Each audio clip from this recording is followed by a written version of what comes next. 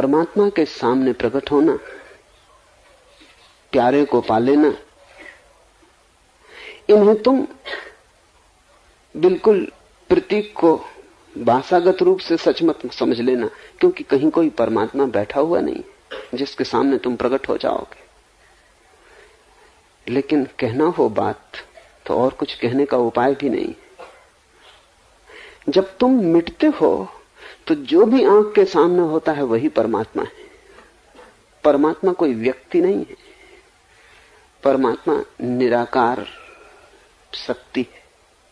तुम उसके सामने कैसे हो सकोगे? जहां तुम देखोगे वही वो है, जो तुम देखोगे वही वो है। जिस दिन आंख खोलेगी सभी वो है। बस तुम मिट जाओ, आंख खुल जाए। अहंकार तुम्हारी आंख में पड़ी हुई कंकड़ी,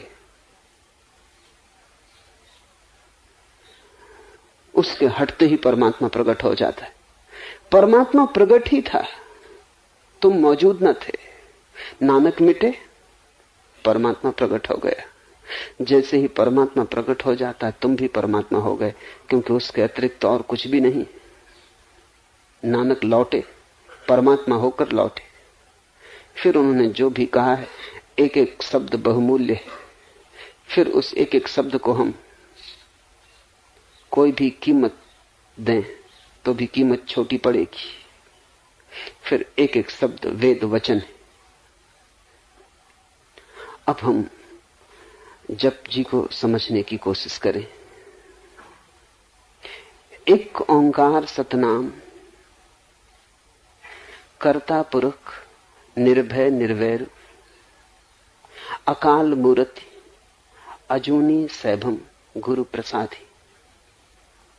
वह एक है, ओंकार स्वरूप है, सतनाम है, कर्ता पुरुष है, भय से रहित है, वैर से रहित है, कालातीत मूर्ति है, अयोनी है, स्वयंभू है, गुरु की कृपा से प्राप्त होता है।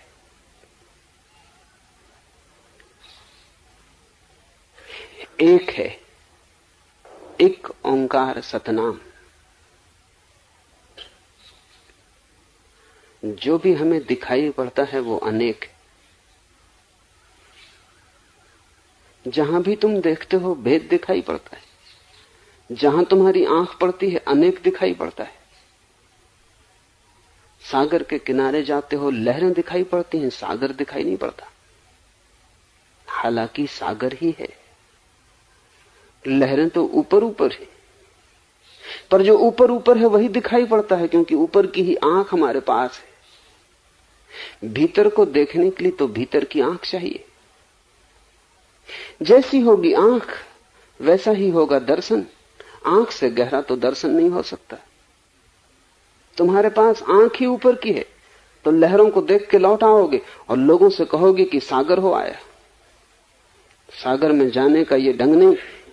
किनारे से तो दिखाई पड़ेंगी लहरें, सागर में हो तो डूबना ही पड़े। इसलिए तो कहानी है कि नानक नदी में डूब गए। लहरों में नहीं है वो, नदी में है। लहरों में नहीं है, सागर में है। ऊपर ऊपर तो लहरें होंगी। तट से तुम देख के लौट आओगे तो तुम जो खबर दोगे वो गलत होगी। तुम कहोगे कि सागर हो आया। सागर तक गए नहीं। तट पर तो सागर नहीं है, वहां से तो लहरें दिखाई पड़ सकती हैं। लहरों का जोड़ भी सागर नहीं है, जोड़ से भी ज्यादा है सागर। और जो मौलिक भेद है वो ये है कि लहर अभी है, क्षण भर बाद नहीं होगी, क्षण भर पहले नहीं थी। एक सूफी फकीर हुआ जुन्नैद, बहुत प्रेम करता था अपने बेटे को। फिर बेटा अचानक मर गया किसी दुर्घटना में, तो दफना आया। पत्नी थोड़ी हैरान हुई। पत्नी सोचती थी कि बेटा मरेगा तो जुन्नैद पागल हो जाए, इतना प्रेम करता था बेटे को। लेकिन जैसे जुन्नैद को कुछ हुआ ही नहीं, जैसे बेटा मरा ही नहीं, जैसे कोई बात ही नहीं, जुन्नैद वैसा ही रहा।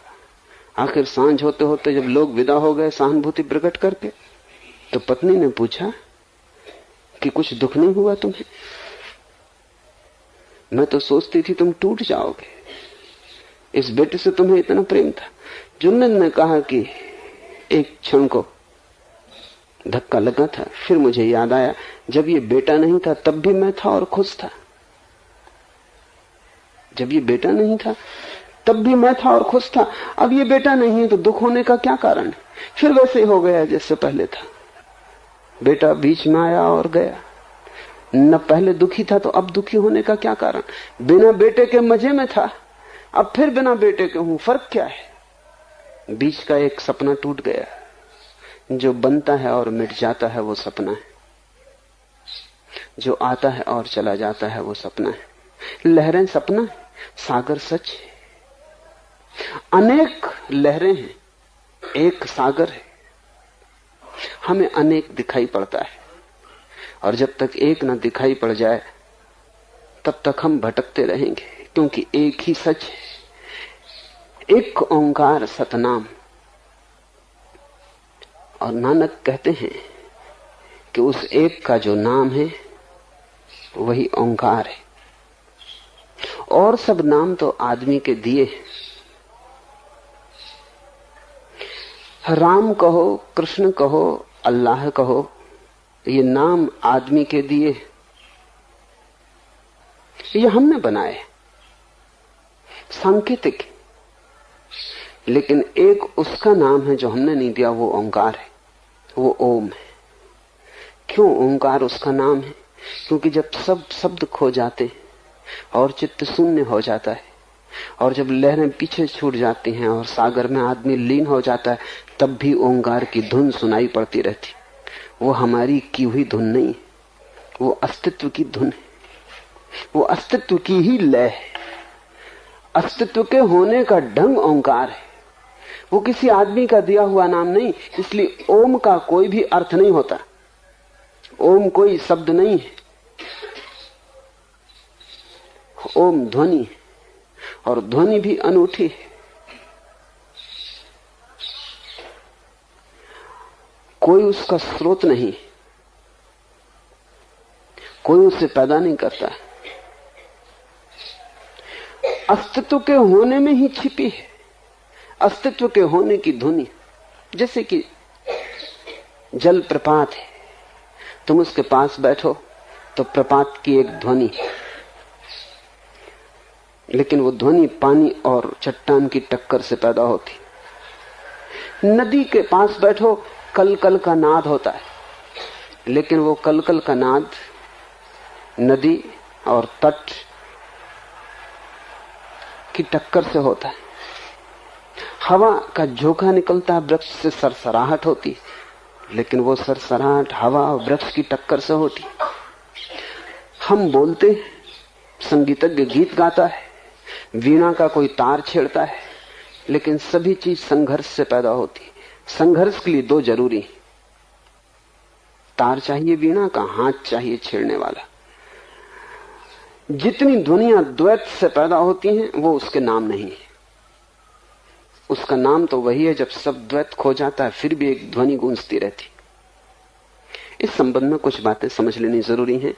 विज्ञान कहता है कि सारे अस्तित्व को अगर हम तोड़ते चले जाएं और गहराई में विश्लेषण करें तो अंत में हमें विद्युत ऊर्जा, इलेक्ट्रिसिटी मिलती है। इसलिए जो आखिरी खोज है विज्ञान की वो इलेक्ट्रॉन है, विद्युत कण। सारा अस्तित्व विद्युत से बना है।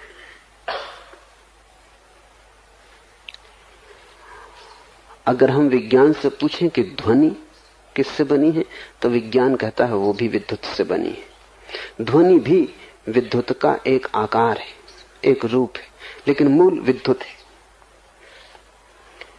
इस संबंध में समस्त ज्ञानियों का विज्ञान से सहमति है, थोड़े से भेद के साथ।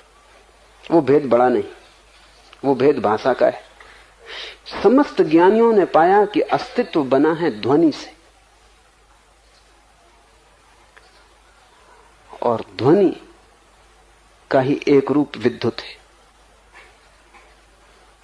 विज्ञान कहता है विद्युत का एक रूप ध्वनि है, और धर्म कहता है कि विद्युत ध्वनि का एक रूप है। इतना ही फासला है, मगर यह फासला ऐसा ही दिखाई पड़ता है जैसे गिलास आधा भरा हो। कोई कहे आधा भरा है, कोई कहे आधा खाली। विज्ञान की पहुंच का द्वार अलग है। विज्ञान ने पदार्थ को तोड़ तोड़कर विद्युत को खोजा है। ज्ञानियों की पहुंच का मार्ग अलग है। उन्होंने अपने को जोड़ जोड़कर, तोड़कर नहीं, अपने को जोड़ जोड़कर अखंड को पाया और उस अखंड में एक ध्वनि पाई है। जब कोई व्यक्ति समाधिस्थ हो जाता है तो ओंकार की ध्वनि गूंजती है। वो अपने भीतर उसे गूंजते पाता है, अपने बाहर गूंजते पाता है। सब सारे लोग उससे व्याप्त मालूम होते हैं। चकित हो जाता है पहली बार जब घटता है, क्योंकि वो देखता है मैं तो बोल नहीं रहा, मैं तो कुछ कर नहीं रहा, ये ध्वनि कहां से आ रही है। तब वो अनुभव करता है कि ये होने की ध्वनि, ये किसी टक्कर से पैदा नहीं हो रही, ये आहत ध्वनि नहीं है, अनाहत नाद है। नानक कहते हैं वही एक उसका नाम है, ओंकार। नानक बहुत बार नाम शब्द का प्रयोग करेंगे, इसे स्मरण रखना कि जब भी वो कहते हैं उसका नाम, और उसका नाम ही मार्ग है, और उसके नाम की रटन में जो डूब जाएगा, उसके नाम में जो डूब जाएगा वो उसे पालेगा। तो ध्यान रखना, नाम जब भी नानक कहते हैं तब उनका इशारा ओंकार की तरफ है, क्योंकि वही एक उसका नाम है जो हमने नहीं दिया, जो उसका ही है।